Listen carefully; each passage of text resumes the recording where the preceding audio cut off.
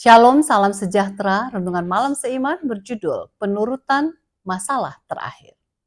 Barang siapa berkata, aku mengenal dia, tetapi ia tidak menuruti perintahnya.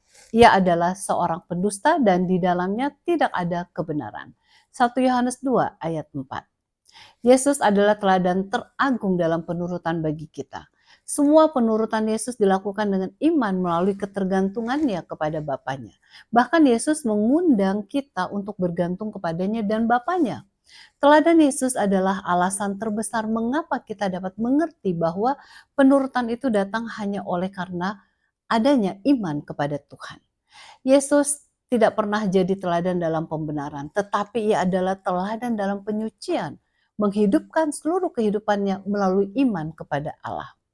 Pada awal dari pergolakan segala zaman, setan telah mendeklarasikan kepada alam semesta bahwa hukum Tuhan tidak dapat diturut oleh manusia. Ini telah menjadi tuduhannya sepanjang masa. Setan juga yang mengatakan bahwa bila hukum Tuhan dilanggar, maka mustahillah orang berdosa itu diampuni. Jadi kita perlu ingat bahwa yang berkata bahwa hukum Allah tidak dapat diturut oleh manusia adalah setan sendiri. Itulah sebabnya kalau manusia melanggar hukum Allah, maka setan bergembira. Namun melalui kehidupan dan kematiannya, Yesus membuktikan bahwa keadilan Allah itu tidak menghancurkan kasih karunia-Nya. Ia membuktikan bahwa dosa dapat diampuni dan hukum dapat diturut dengan sempurna. Buku The Desire of Ages halaman 763 mengatakan, oleh karena hukum Taurat tidak dapat berubah dan oleh sebab manusia hanya bisa diselamatkan melalui kepatuhan pada ajarannya, maka Yesus diangkat di atas salib.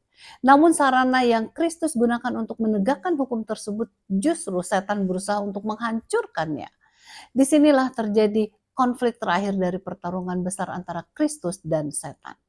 Sampai kepada akhir dunia ini, kepatuhan dan ketidakpatuhan kepada hukum Tuhan adalah keputusan yang harus diambil oleh manusia di seluruh dunia. Jadi ini merupakan suatu masalah pokok yang terbesar. Bila kita tidak melihat ini sebagai pokok masalah yang besar, maka kita akan kalah pada akhirnya.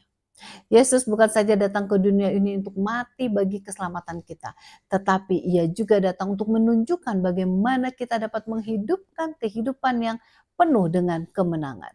Yesus berkata dalam Yohanes 14 ayat 10, Bapa yang diam di dalam aku, dialah yang melakukan pekerjaannya. Yesus telah menyerahkan dirinya sepenuhnya kepada Bapanya, sehingga Bapanya saja yang terlihat dalam kehidupannya.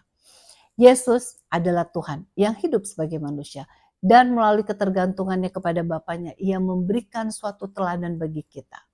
Semoga kita dapat menghidupkan suatu kehidupan yang penuh dengan penurutan yang sama seperti Yesus telah lakukan akibat bergantung sepenuhnya kepada Tuhan. Kiranya Tuhan memberkati.